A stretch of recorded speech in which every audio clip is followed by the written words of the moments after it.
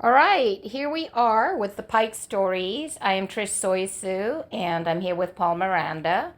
We have both created a book, Long Beach Pike in the 1930s and 1940s. It's available on Amazon.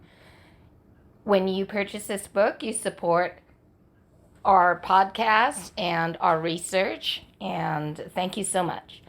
Paul today is sharing with us some memories of the Municipal Auditorium. Specifically, the Municipal Auditorium in the 1930s when he was a boy. 36, 35.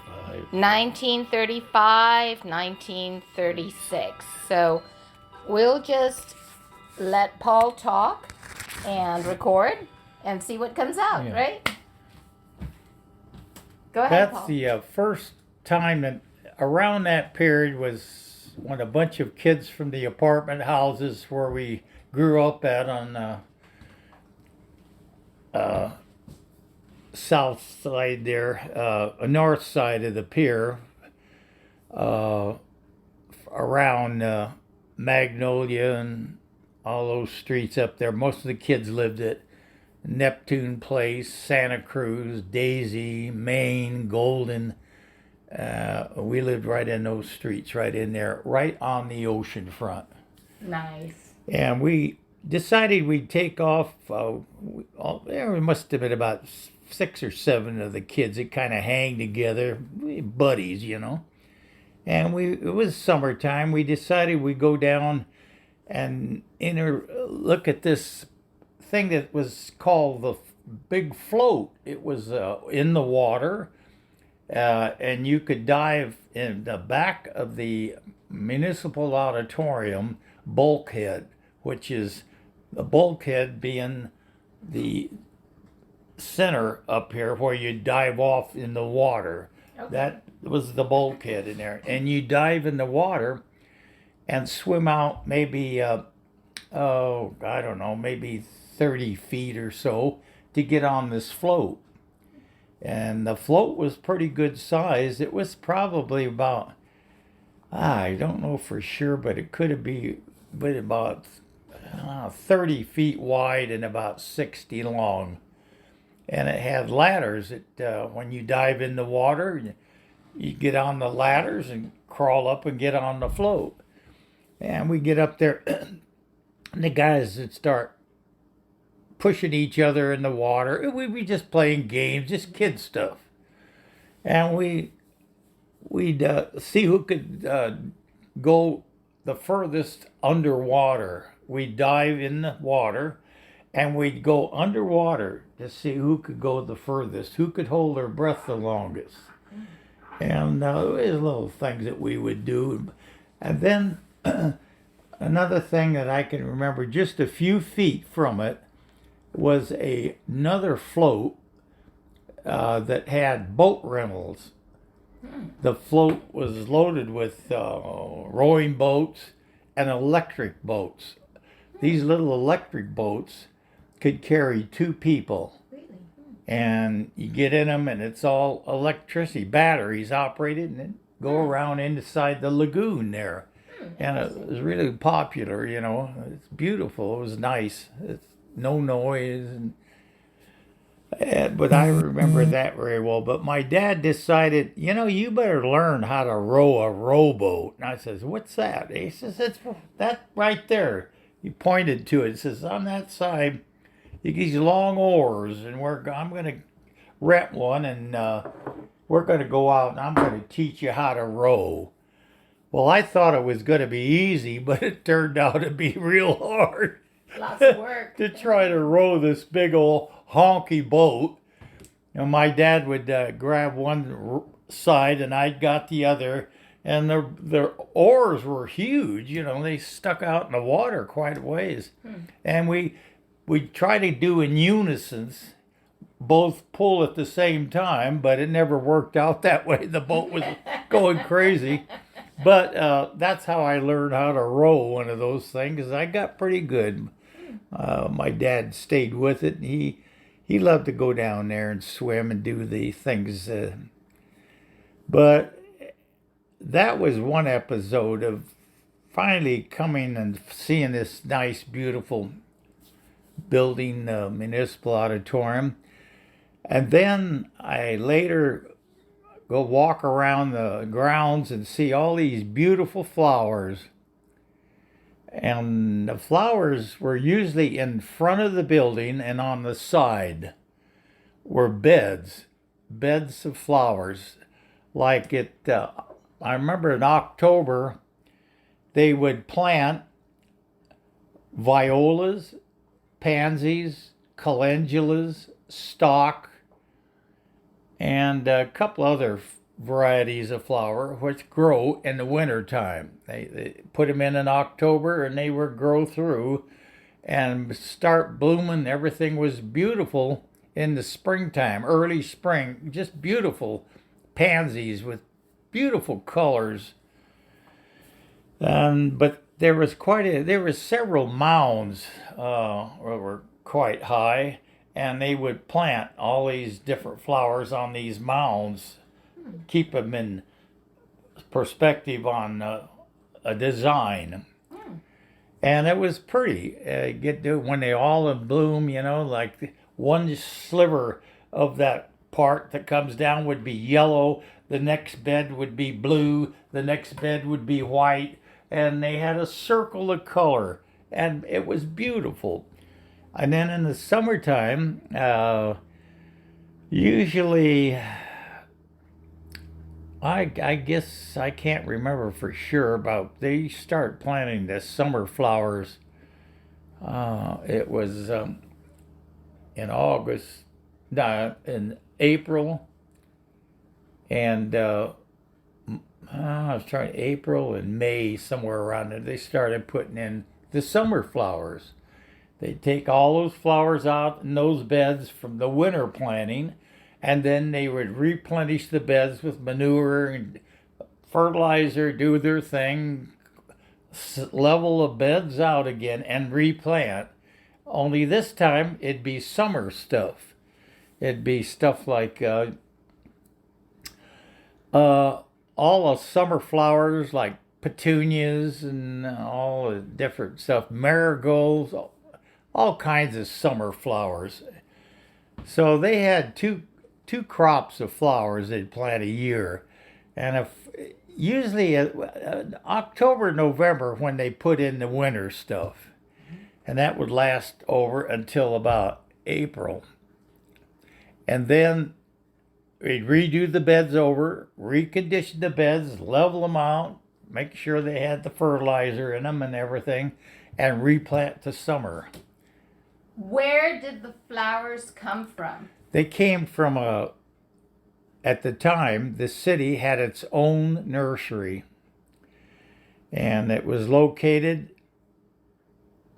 at Santa Fe and about 32nd Street on the west side of Long Beach. Interesting. And it was a city-owned nursery that most of the flowers were planted and came to being from there. Then they would ship them out in flats and big boxes, and then plant them where they, like different parks. They'd go to Lincoln Park. All the parks had flowers in them in those times. Lincoln Park, Bixby Park, Shear Park, Houghton Park, all these parks throughout the city all had flowers. And it was really a spectacle to see. It was really something to see nice manicured looking beds of flowers. In those days, everybody respected them to see things like that in beds, see nice flowers. And they respected the not to walk in the beds and be careful, Right. But along about the late 50s or early 60s, things started getting out of hand with planting stuff. People didn't seem to, they didn't care, it seemed like, flowers. Kids would run in, parents would be laying down on a blanket over by the big bed of flowers, and their kids are running all over the place inside the beds, and them this not even say anything. They get out of the flowers. You don't play there. Yeah. But that's the attitude that people seem to be in for several years there, including the 60s, the 70s, and the 80s. And, Okay, I want to talk about, switching gears, a little bit about the people who went to the Municipal Auditorium, specifically the ones, you told me a story about Mon's Cafe and the Municipal Auditorium. So tell me about that. well, my dad managed the Mon's Cafe in the late 30s, and a lot of people from the Municipal Auditorium would eat up at my dad's place. Lunchtime, it was a big deal. Dinner time, even, they'd stop by and have dinner. And my dad and I, we knew quite a few of the people that worked down there. They had offices at that time. This is during the war. And they had like the OPA. I think that was a thing that you would go to and to find out how you would get a set of tires or get tires or gasoline. They had A card, B card, C card for levels of gasoline that you were allowed to have according to your work. Now, if you were just an ordinary person out there, you got an A card. If you were a little bit more than that, you got a B card. But if you worked in industry that did something for the war, you'd have a C card, and the C card give you a lot more gas and stuff. Right. You know, so we got to know quite a few of the people that would come into the restaurant. But then one of the other things that I was always fascinated with, a lot of movie stars and people like that would come into the auditorium. Maybe they would rehearse for an upcoming play or something that was going to go on there in the auditorium. And they'd come up and eat at my dad's place there. And I remember seeing Betty Grable, Judy Canova, you know, people like that. And I was trying to remember some of the older ones there, quite a few, big time. But I remember coming across and seeing a director at that time that was real famous, and his name was Cecil B. DeMille. And he had a radio show that would broadcast from down at the Municipal Auditorium every Monday night. Really? And the radio show would transpose a movie into radio. Cool. And they'd do it over radio. And it was very popular, and most people, I'm telling you, would watch that on Monday night. That was a great Would thing listen on to it. radio, to listen to Cecil B. DeMille and what show he would produce, you know, some famous movie. So he would do a whole show in one day, in one evening? Yeah, in the evening. Show would, if I'm not mistaken, I think the show came on about 7 or 8 o'clock. I remember it come on early. And it'd be, what, 2 hours long? Or? Oh, yeah. Oh. Oh, yeah. It was at least, it was a couple of hours. And it was like hearing the soundtrack Yeah. of the show? Of Yeah, the it's movie of the movie, and Okay. then they'd broadcast it, and they'd talk it just like it was in a movie, you know. Interesting. And it was produced, you know, by Cecil B. DeMille. He was quite popular with this show. But it was before TV, right? Yeah. So radio was a big deal. Oh, yeah. Yeah. Radio was big time. Right. That was what they had for communication. But then TV came in. Uh-huh. and that pretty much, blew everything out. TV really got started around in 45, 46 is when I can remember TV coming in.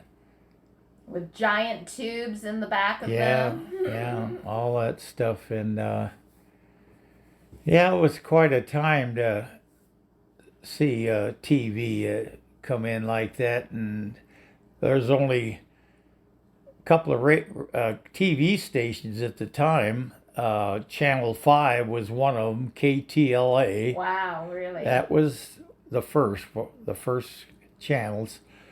And there was another one, KTTV, which was another one. There was a couple anyway. But they didn't broadcast. TV didn't come on the air until 6 o'clock in the evening. Oh. And there was only one channel that would come on. Mm-hmm. And that was KTLA. Wow. Channel 5. And they'd come on with they were kids shows actually, but mostly watched by grown-ups. It was called Beanie. Beanie, yeah. And he had a group of little guys and everything, and they had a story they would go through on TV, and that were like puppet things, And that was great. Everybody would sit there and come on right at 6. Everybody would sit there and come on. The screen would be a picture of the logo of the station. And then right at 6, boom, right? Come on, here comes the station came on the air. And you'd see the people that are narrating the show and all that stuff and telling you about Beanie. And then there was another character on that show called Cecile, the seasick sea serpent. Cecile. Like it. And they had all little characters. But it was amazing how many grown-ups watched that, including me. But we'd sit there. This is the first TV I ever bought, was in 48. I bought it from Montgomery Ward's, downtown Long Beach. It used to be on 1st Street. And I bought this little TV that was built like a piece of luggage, but it was only a 6-inch screen. But the luggage had a handle and like a piece of luggage. You could pick it up by the handle and walk it around. How big was the screen? Suitcase? Was 6-inch screen, but the thing was pretty good size. Yeah. But the screen was just small. We used to get a a bubble thing. They used to call it. It'd magnify the size of the picture. So you would put this in front of the picture and it'd come up another half the size it already was. But it was big time, Yeah. But, working really hard to see this tiny screen. Yeah, but the station I think it's probably a lens of some sort, right? Yeah. A lens. But it was absolutely great. The first TV that came in was I can remember when Channel 4 first came in. I think they had I can't think of Jack Benny. Oh, Jack I think Benny. Jack Benny introduced the first show on Channel 4. And just maybe a couple of months, here's another channel that come on. And then they used to have this one channel that would come on at night, 10 o'clock at night. And I can't even remember the name, but what they did, they had this guy, Ben Grauer, was the narrator of this. And he would go to different places in the city, all over the basin of LA. And they would go into maybe some outfit that's making food and stuff preparation for airlines. And they'd go into the back and they'd show you how they did it. And or they next time it'd be some other place. It was marvelous. And the thing would stay on till sometimes 1 o'clock in the night. Just doing that sort of thing. Yeah, just taking you to different places once a week. Oh, okay. And people were interested in stuff like that, you know. I think people still are interested in Yeah, things and like then that. they showed everything that came on sports. In the 47, 48, and along in there they started broadcasting from the Rose Bowl. Oh, They have wow.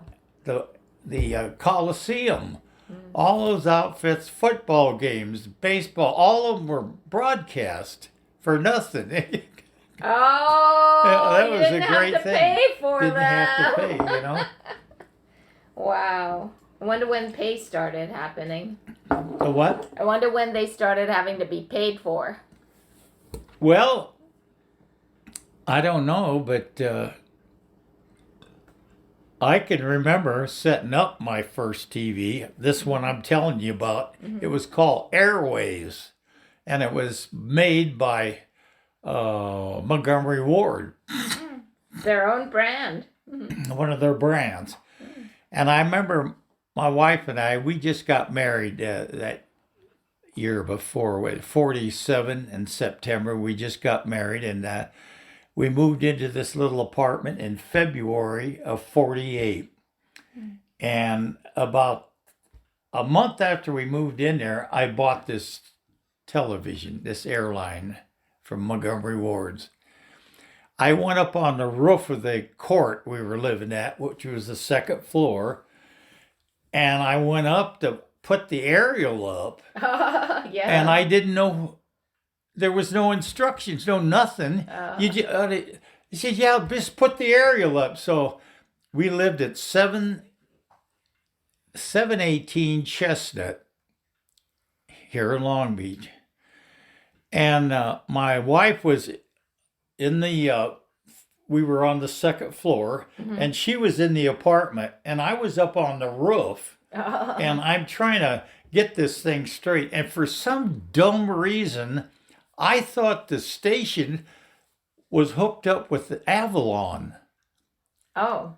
You know, the station where you, and I kept messing around there, and my wife was down there, and they, during the day, would have a picture on TV of their logo. Oh. They'd have that, nothing on it, just their So picture, you could, you know? if you wanted, you could try to Yeah, they could fix your tone reception. into everything. Yeah, okay. So I went up there, and my wife was down in the apartment, and she had the end of the aerial wire, and she's hooked it up on the TV and everything, and I'm up there turning the TV this way, and I said, is it in yet there? No, there's nothing on it, just all wiggly stuff. There's no Can you picture, see no it nothing. yet? I'd move it a little bit, nothing. So my wife said, well, why don't you turn it around, the opposite, all the way around. And that was it, because when we turned it around, then it faced the mountain where the station was. There you go. Station 5. Yeah. And KTLA. yeah, that was, it came in, and we all were sitting there before the station came on that night. We got the picture, everything was good, you know, and we thought, oh God, its station comes on at 6. So a lot of the people in the apartment knew I had that TV. They wanted to see the TV. They all come up to the apartment.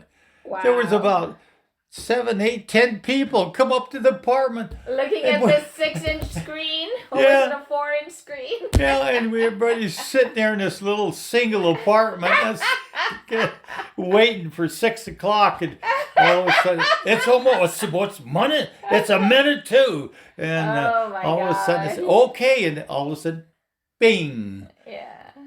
Good evening. This is Channel 5, KTLA, Los Angeles. And we are going to start out our programming with Beanie and the C6 Sea Serpent. Nice. And after that, they give you the programming for the night. And then after that, you had Kukla, Fran, and Ollie. That was another puppet show.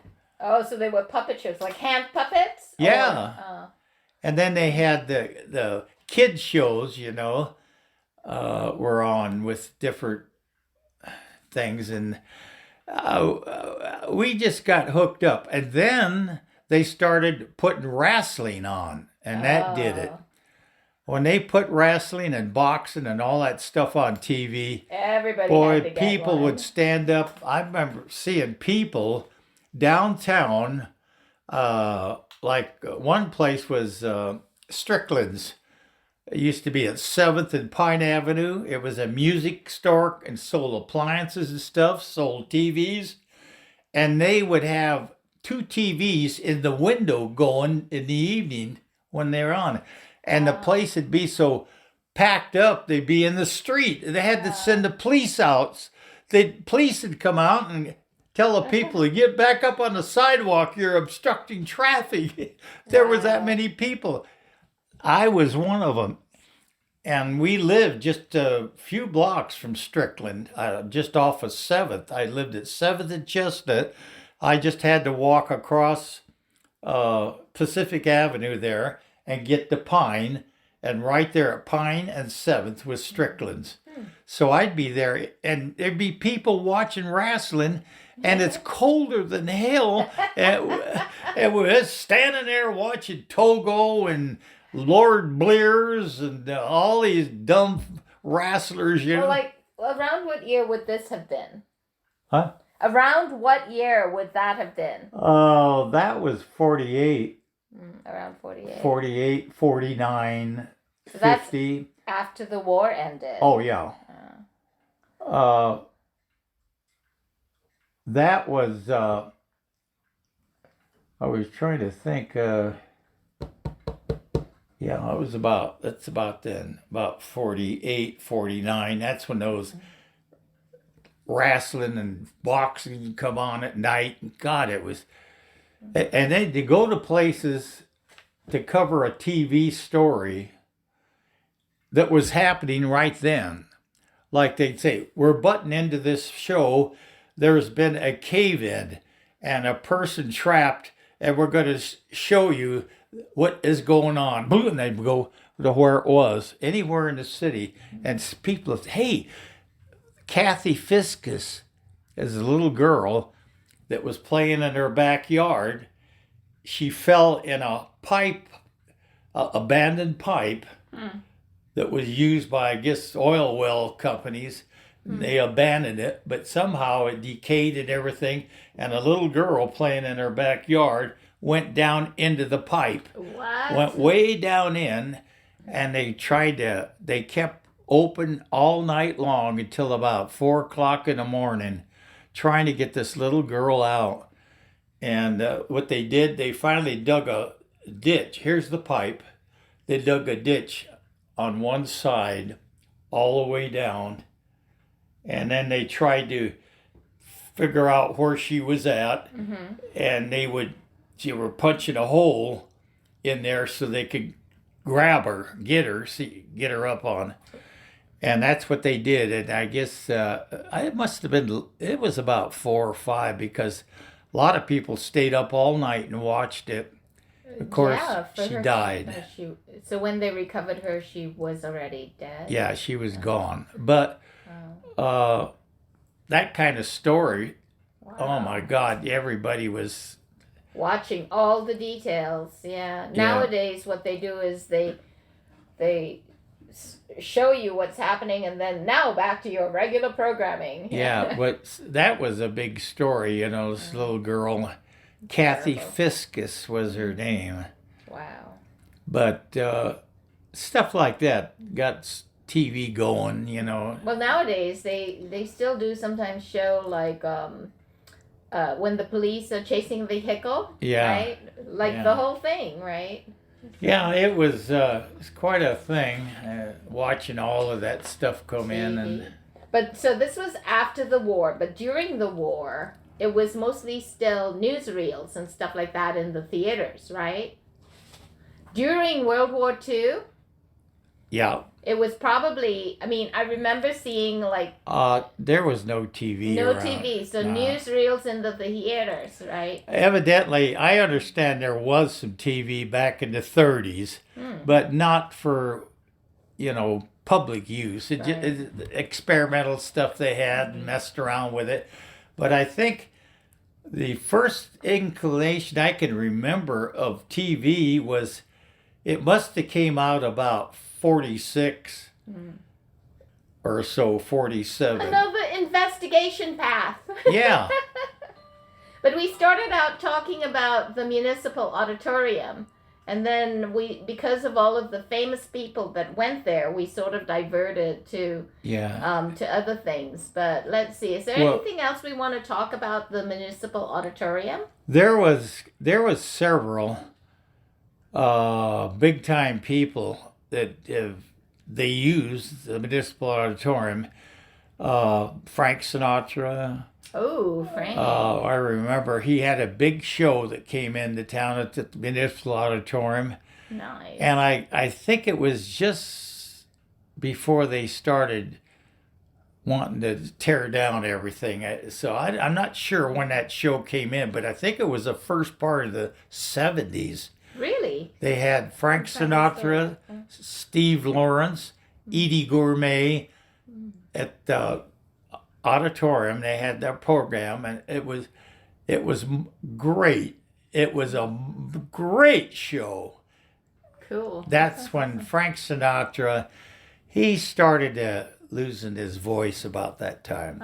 It wasn't as good, but Steve Allen was great. Steve Lawrence, I guess it is. Was it Eydie Gourme and Steve Lawrence? Yeah. Well, that's another investigation Eydie point. Gourme was a great singer. Oh, she was just marvelous. And her husband, they were married.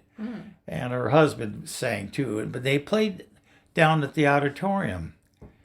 Nice. But they had all kinds of big time stars down at the Municipal Auditorium. Elvis Presley had some big shows down there. Yes, I did read about that. Yeah, there are all kinds of big time stuff. Yeah. But you can just jump around. I guess you could pick things out as but I think this has been good. We're going to publish it. What?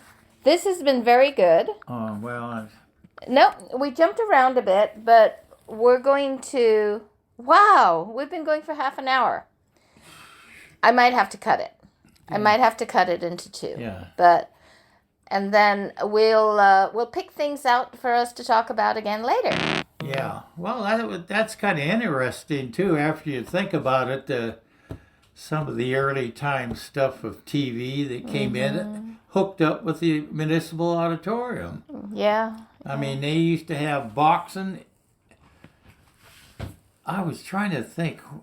They'd have wrestling and boxing there. Oh, and then it would be on TV every as well. week. And they'd have, sometimes it'd be on TV, but they have Togo wrestlers like Lord Blears and Vic Holbrook and all these wrestlers and all these kind of Danny McShane and God. Well, so let's call it a day today. I'm going to hit stop. And thank you so much, Paul Miranda. This is Paul Miranda and Trish Soisu saying until next week. Thanks a lot for listening.